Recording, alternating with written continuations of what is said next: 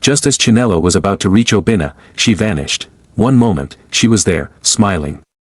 The next, she was gone. The drummers stopped playing. Obinna's face turned pale.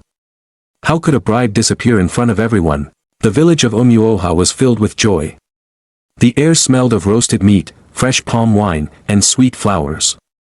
Drums beat loudly as villagers danced under the warm afternoon sun.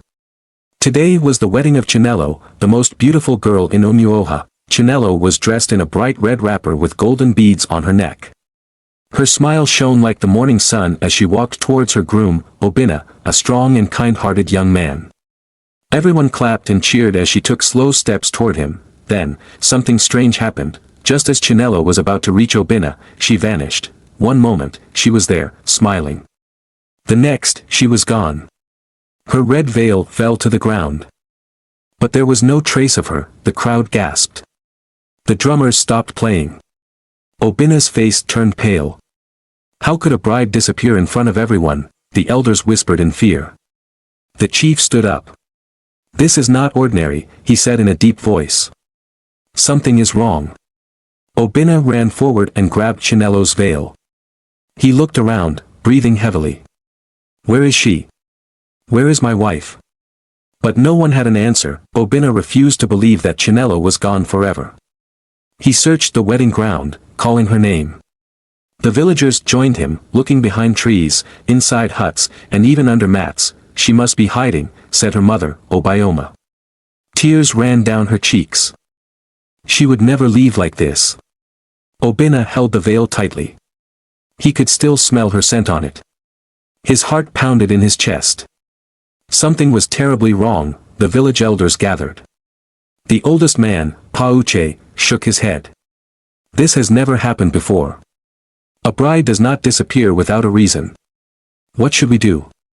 Obinna asked, his voice shaking. Pauche pointed toward the thick forest that surrounded the village. You must find the truth. But be careful. There are things in the dark that do not wish to be found. Obinna did not wait. He took a torch, his best friend Ikin, and an old hunter named Odogwu. Together, they walked into the forest, where secrets waited to be uncovered. The night air was cold. Owls hooted in the distance, and the sound of crickets filled the silence. Obinna, Ikin, and Odogwu walked carefully, their eyes scanning the shadows. The deeper they went, the more they felt an eerie presence, as if someone, or something, was watching them. Suddenly, the wind changed. It carried a voice, soft and distant. It sounded like Chinelo, Obinna. Obinna froze. Did you hear that? He whispered. Ikin nodded slowly. It sounded like her. The voice came again, this time clearer. Obinna. Help me. Without thinking, Obinna ran toward the voice. Ikin and Odogwu shouted for him to stop, but he didn't listen. He pushed past thick bushes and vines until he reached a small clearing. In the middle stood a large irako tree, its bark dark and twisted. Under the tree lay Chinelo's wedding beads. Obinna's hands shook as he picked them up. He looked around, his heart pounding. Chinelo. He called. Where are you? But no one answered. Then, the wind whispered again. Go back. Odogwu grabbed Obinna's shoulder. This place is cursed, he said firmly. We must leave before it's too late. But Obinna refused. He knew Chinelo was close. He could feel her, and he was not going to leave without her. Back in the village, the elders gathered at the chief's hut. Obinna sat on the floor, weeping. Who took my daughter? She cried. Pauche sighed. There is an old story, he said. Long ago, a bride vanished on her wedding day, just like Chinelo. The villagers gasped. What happened to her? Someone asked. Pauche shook his head. No one knows. But they say she was taken by the spirits of the forest. Obinna's hands trembled. Then we must bring her back. The chief nodded. If the spirits took her, we must offer a sacrifice. But what kind of sacrifice would be enough? Obinna stood under the irako tree, his heart racing. He clutched Chinelo's beads in his fist. Chinelo, he whispered. I will find you. Odogwu placed a firm hand on his shoulder. Boy, we must go back before night swallows us. But she's here, Obinna protested, looking around. I heard her. Ikeen took a deep breath. If we stay any longer, we might disappear too. A sudden rustling in the bushes made them all freeze. The torchlight flickered. A shadow moved, slithering between the trees.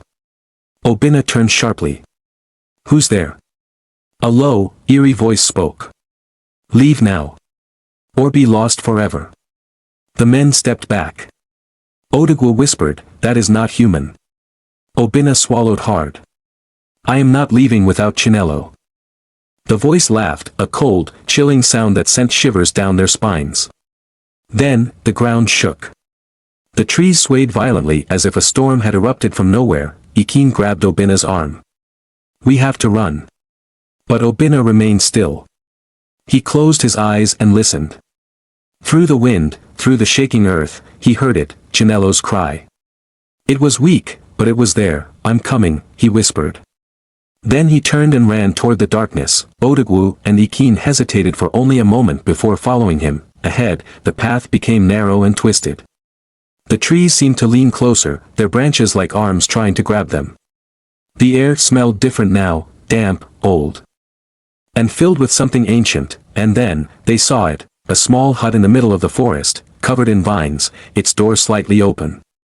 A faint glow came from inside. Obinna's heart pounded.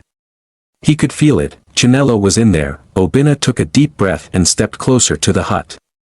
The door creaked as he pushed it open, revealing a dimly lit room. Shadows danced across the walls, flickering like restless spirits, and then he saw her.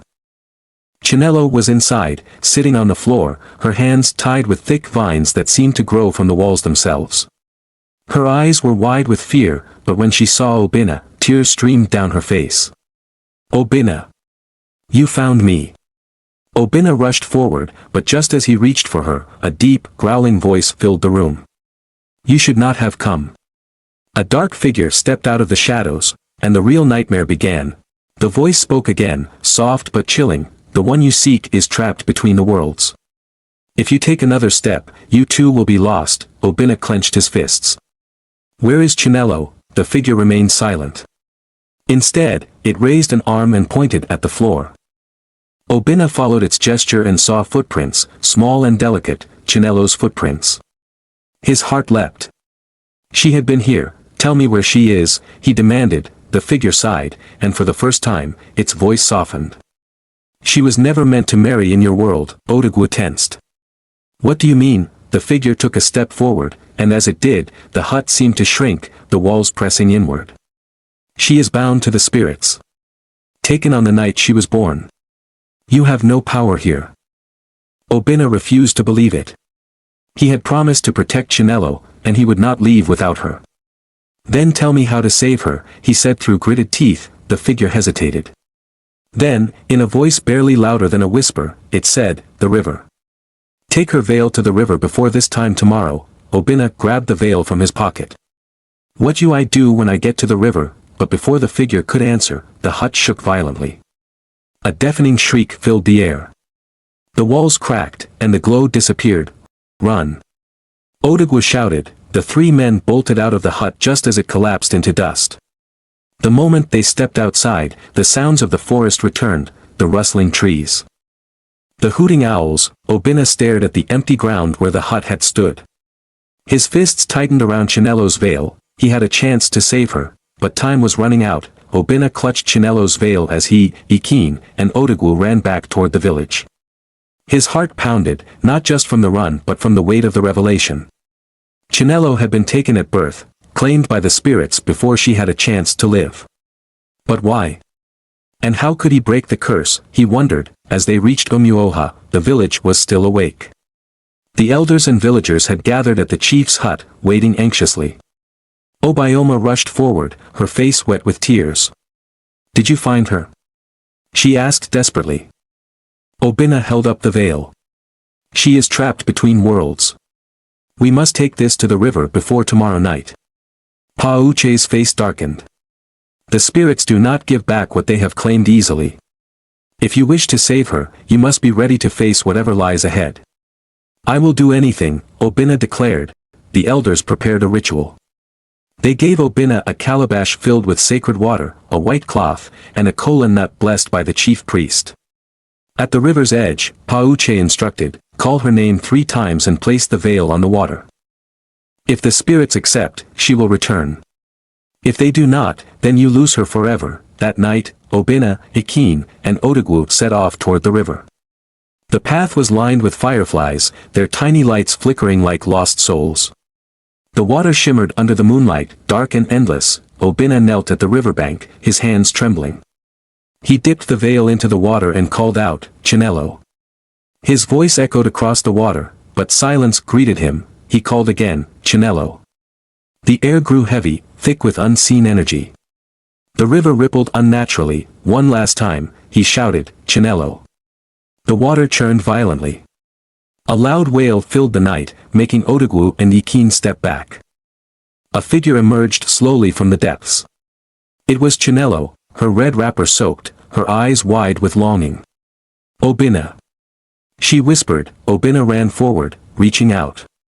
But before he could touch her, a dark mist rose from the river, forming a shadowy figure with glowing red eyes. She belongs to us.